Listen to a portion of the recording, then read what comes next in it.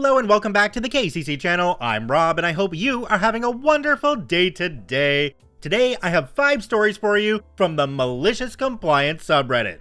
Before we start that, if you're new here, make sure to hit that subscribe button. It's completely free and you can always change your mind later. But if you stick around, my friend Carmen here is gonna have some cookies for you in the near future. Alright, on to the stories. Let's jump right in. This story comes to us from Lola Mist 42. Want me to focus on customers? Fine. This happened a couple of years ago with my last job. I used to work for a pretty popular retail store. I got hired on as a cashier in a town with very little clothing stores, so this particular store was always packed. As soon as I started working, I realized the management sucked. The supervisors always told you one thing and the managers another. They never talked to each other and expected you to do what you were told.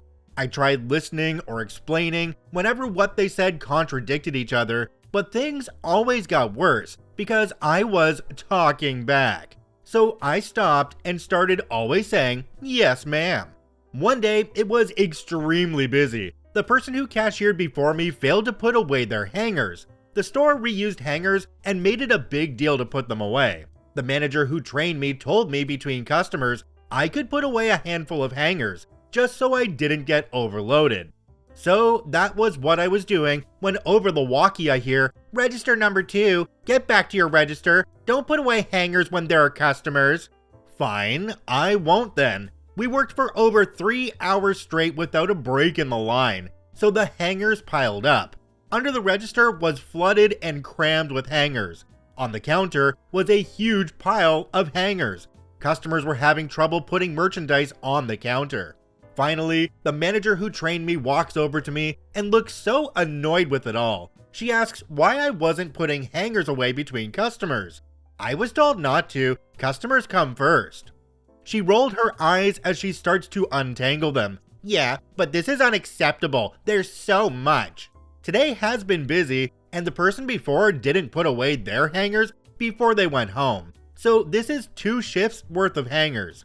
I tried putting them away when so-and-so yelled at me to get back to my register. It took them over an hour to finally get the hangers put away, with 2 of them working at it. They had me skip my break because of how busy it was. The next day, it was busy again, no surprise. The supervisor came up front while I was putting hangers away. We looked at each other while I hung up a hanger, and she went back to her job while I did mine. She didn't bother me again about hangers. Jumping down to the comment section on this one, there's one from a user called LazyFair. It says, "What do you mean you skipped your break? Nope, you take your break and let them deal with the hangers." OP responded and said, "Sadly, this job didn't care about laws. They waived lunches to 6 hours even if you said you didn't want to. Had you skip your breaks, and when you told them you needed a break, they would tell you to finish an impossible task before you take your break. One of many reasons I'm so glad I don't work there anymore." Another commenter down below called Starfurry42 said, "Never skip your break or lunch. That time is sacred and must always be used. I have chewed out my wife, not that way you pervs, for skipping break at work if she mentions it. I always take my 2 breaks and lunch. On the rare occasion they ask us to skip lunch, they pay us an hour plus 30 minutes overtime and provide food." Yeah, this one really depends on where you are. I'm in Ontario, Canada, and the employer is only required to give you a 30-minute break for every 5 hours that you work. The 15-minute breaks are not mandated by law. They don't have to give them to you. So if they end up taking one away, there's literally nothing you can do about it. OP, if I were you, I would have figured out which one of those guys was higher ranked and do exactly what they said, and make sure everybody knew that that's exactly what you were doing, because you're just going by the person with the most seniority in your store. This story comes to us from YTYS45. Suspended for being a minute late? Fine. Enjoy handling the biggest project without me. Hey there Reddit, I've been a long-time lurker on this subreddit, and after what happened at my job recently, I just knew I had to share my story. It's a bit of a long one, but trust me, it's worth it.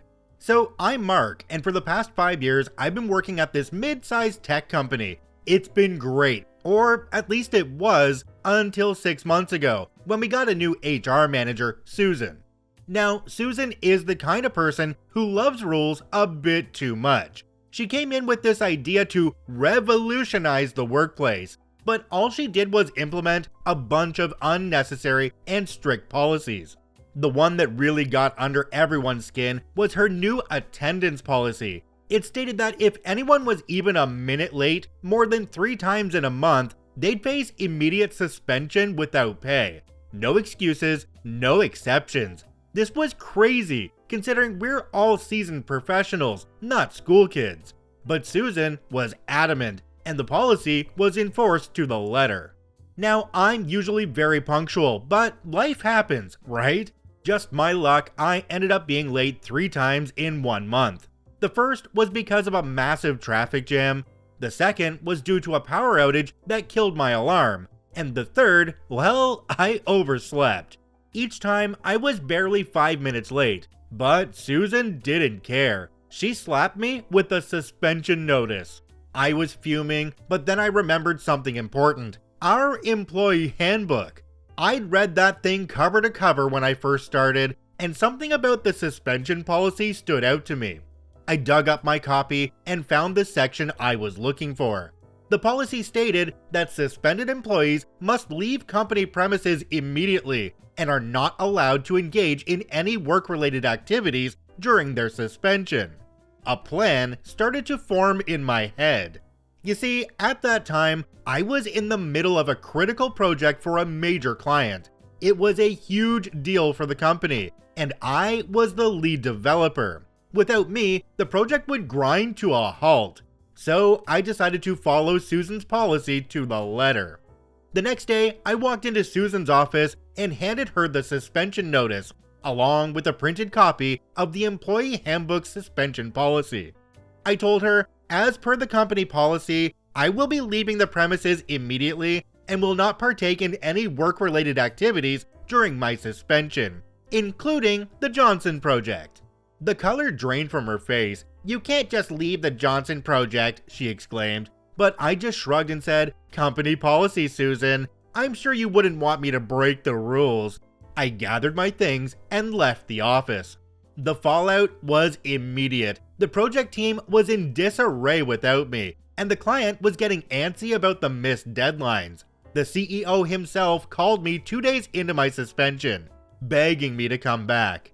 I explained that I was merely following company policy as enforced by Susan. Long story short, the CEO had to intervene. My suspension was lifted and I was back at work the next day. The best part? Susan's ridiculous policies were all reviewed and mostly scrapped. She's still within the company, but let's just say her enthusiasm for rulemaking has significantly diminished. So there you have it, folks. Sometimes following the rules a little too closely can be the best form of rebellion. And always, always know your employee handbook. Jumping down to the comment section on this one, there's one from a user called the Greek Italian. It says, "You did the right thing. I would have walked out of there immediately as well, with or without checking the handbook. A suspension means not coming in, so why would you work?" Wait a second here. Did they actually think that OP was going to continue to work without pay? That's not what a suspension is. That's a suspension in pay, but if you're not paying me, I don't have to be there. I think there's a bunch of employees at this job that are getting screwed over by this boss, and maybe should be looking into the labor laws in that area. They might be entitled to a lot of money if they put in a bunch of hours when they weren't actually being paid. This story comes to us from HonestStar7348. Management says I'm losing my unused vacation days because of a new, unpublished handbook rule. Okay, I will comply with the rules of this new unpublished handbook, but these 4 paid unused vacation days will cost you thousands. I worked for a company with great pay and benefits, one of which was vacation days. I worked there for years without any performance or attendance issues. I was also an employee who would not work overtime. I give 100% while I'm there. That's all I have to offer. Other than that, no issues. Each year, I'd pre-planned my vacation days. We had to put our plans on a calendar for approval, and I wanted to receive my approval before confirming my plans. So I did everything as early as possible. I had no vacation request problems for years and did not hear of other employees having issues with their vacation time or pay. Then, one year, all of a sudden, after using all but 4 of my vacation days, management said I had no additional paid vacation time. I reviewed our online handbook, gathered my requested and approved time off, and checked my check stubs to verify the paid vacation days I'd taken thus far. I presented everything to management for research. My direct manager said he checked and I didn't have 4 additional vacation days. That wasn't good enough, so I asked him to forward it to his manager. His manager said the same thing. That wasn't good enough. Eventually, my concerns reached the center manager. The center manager called me into a meeting. I again presented my findings, showing I had 4 unused vacation days left. He then began discussing changes to our vacation policy while making eye contact and smiling. He turned his computer around to show me the new handbook they constructed, reflecting the new vacation policy. Wait a minute, what? There is an online employee handbook, yet I am supposed to go by a new handbook not known to the employees? Make that make sense. I politely said, okay, and walked out. I removed my 4 days from the vacation calendar. I then began chatting with the other employees to see the number of days they had taken for that year and the number of days they might have left. Conversations like, how was your vacation? How long did you stay? Are you choosing a different place to spend the rest of your vacation days? Asking these and related questions allowed me to calculate the number of vacation days they used or had remaining. I did not find one other employee having my issue with vacation time. I waited a couple of months and filed a lawsuit while working there. Other employees did not know about my lawsuit, at least not from me, but I'm sure management knew. The lawsuit discovery process revealed an email chain. The email chain showed the center manager directly asking human resources about my 4 unused vacation days, and human resources confirming that I had 4 unused vacation days. The center manager used a fictitious new handbook to cover his and other management's actions, denying my unused vacation time. Shortly after that, we settled, and they paid thousands for 4 unused vacation days. I had to resign, of course, and the center manager and other management lost their positions, retired, or quit. All I wanted was my unused, paid vacation time, but what I received was much more. Jumping down to the comment section on this one, there's one from a user called Gypsy Danger TMC. It says, but why did they single you out? Another commenter called Zorby1 said, maybe because he wouldn't work overtime? Just a guess based on the available information. OP responded to this and said, I don't know. I didn't work overtime for many years before this incident. I initially thought it was a couple of managers with egos who didn't want to admit they made a mistake. Another commenter down below called Devil's Hour said, 3 things I've learned as management. 1, don't mess with someone's pay. 2, don't mess with someone's time off. 3, don't lie. If you can't discuss something, tell them. Solves most issues and makes for a happier workplace. I like how the boss in this one just tried to cover up their mistake by saying there was a new handbook. OP had read the previous handbook just like the previous OP did and knew what was going on in their company, but it still sounds like OP was getting screwed over because they didn't work any overtime hours. It really is sad that people won't stand up to their bosses to get what is rightfully theirs. OP, thanks for setting a great example. People could learn from what you've done here. This story comes to us from Wolfbane76. You can eat anchovies. Okay, working with the public is always a fun time. I truly believe everyone should have to deal with a Karen with a forced smile. It's a great lesson in tolerance and learning the limits of them. Now, I at the time have been a chef for about 8 years. I have built up a good thick skin at this point, so I can deal with the different breed of Karen you'd however see in my work environment, a tourist hotspot near the ocean. Learning to deal with the unicorn of Karens, the entitled vacationing Mega Karen, VMK for short. Some of my coworkers, namely the younger summer job waitstaff, haven't developed the methods of tolerance yet. So with that lined up, let me get to the story. I was the sous chef of the outdoor terrace-style seafood restaurant by the sea that was also a seaside inn. On this day, a party of 5 came in. Mega Karen with 4 others, I want to say friends. The entire time, I could hear her complain that the waitress was slow, service was slow, everything was taking too long. We had a full house at the time. Anyway, after chowder bread and a shared appetizer, all of which, according to Mega Karen, took forever to get to the table, it was time to order salads. Now, it's at this point I can tell she has been there before, because she ordered the Caesar salad, but made a point to say, hold the anchovies, because she was allergic. No, at this point I should say that we serve our Caesar salad with 2 anchovies in an X on top of our dish. Now, she had said this in such a harsh way that my little waitress was about in tears, and Mega Karen seemed to be enjoying it. Her friends seemed to be used to the type of behavior. So it was here I decided to step in. I walk over, I'm in my bright white chef coat with the tall paper chef's hat, and spoke to Karen.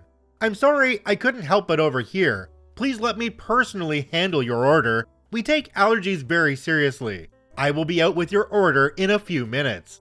So then I stepped inside. Our salad station was indoors. I asked our salad chef to make a Caesar salad without dressing or garnish the anchovies. While I stepped inside the storage room and took the label off the box our dressing came in.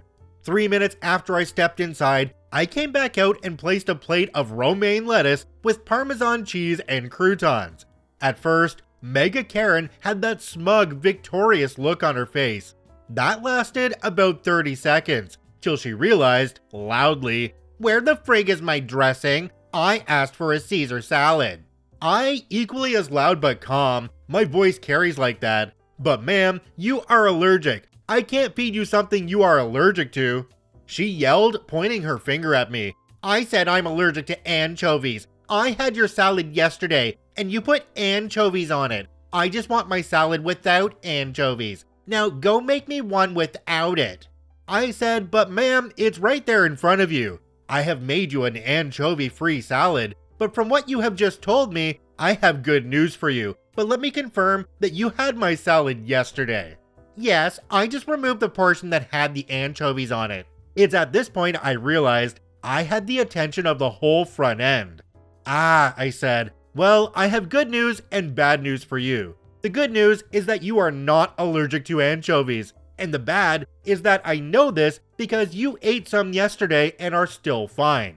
Putting my hand up to stop her protest, I said, not as loudly but firmly, "Anchovies are one of the main ingredients to Caesar salad dressing." Reaching inside my pocket and pulling out the label, I pointed to the second ingredient, anchovy paste.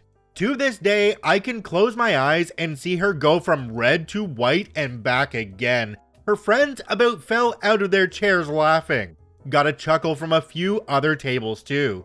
My little waitress got one heck of a tip from that table. Likely not from Karen, but from her friends.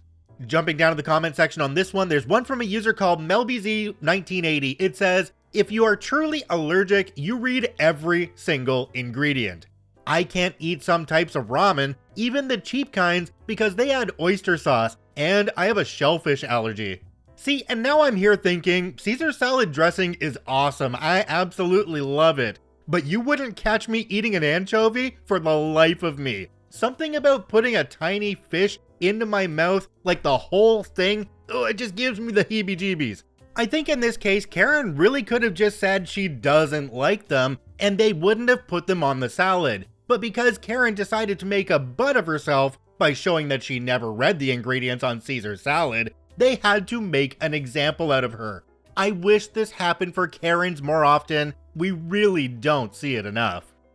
This story comes to us from Jason the Fuzz. "Please divert to the nearest hospital." Okay. This story is not high stakes, but it amused me at the time. I used to work on an ambulance. My partner and I had been called to pick up an older guy with severe dementia. He was non-responsive at baseline, because his labs were low or something. Since he was a vet, he needed to go to the veterans hospital. No big deal. We go get him and head off towards the hospital. This was definitely not an emergency, but I was doing my due diligence. Is he alert? Nope. Are his vitals normal? Not really, but he's old and this is his normal according to the paperwork. Any new issues? None. And then the kicker, is he having a stroke? Spoiler alert, no. To check this, we use the FAST acronym. Face, is his face drooping on one side? Arms, is he noticeably weaker on one side? Speech, is his speech slurred? Time, if these answers are yes, then get to the hospital ASAP. This dude had zero symptoms of a stroke. He also couldn't understand what I was saying to him due to the dementia. At worst, one hand twitched when I asked him to squeeze, but it was a random muscle twitch. So I call up the hospital and give my report to the triage nurse. When I mention the twitch, she suddenly cuts me off and tells me I have to divert to the nearest hospital. Then she hangs up on me. I checked my GPS. They are the nearest hospital. Your wish is my command, nurse lady. When we pull in, the ER staff was a little confused. We took the patient into a room, and as the doctors and nurses ran around looking like fools, a different nurse came in and asked what was going on. I explained it was a simple, non-emergency visit because the patient's lab results were low. I heard a snide voice in the background saying, "That's the stroke patient I diverted." I clarified to the nurse that the patient was definitely not having a stroke. I explained my reasoning. I showed her the paperwork that proved this was his baseline, and she even redid the FAST test to confirm. She agreed with me completely, giving a look towards a seat that was suddenly and mysteriously empty. The patient was able to get the appropriate care at the appropriate facility, and hopefully the nurse would be more likely to listen longer in the future. Jumping down to the comment section on this one, there's one from a user called LeoRet568. It says, "When I was on ambulances, the VA facilities were only qualified as outpatient. Emergent patients had to go elsewhere, and if they lived long enough, would be transferred to VA. OP responded and said, "The VA near that patient was very capable of handling serious issues, not to mention the fact that his insurance was through the VA, and going anywhere else would have given his family an unwanted and unnecessary bill." Did this nurse just not want to work, or maybe did she know the patient coming in and just not want to deal with them? I don't quite know what was going on here. If you guys think you know what's going on, comment down below and let me know. And if you're on the podcast, well, jump over to YouTube and drop me a comment down below, because I'm kinda lost on this one.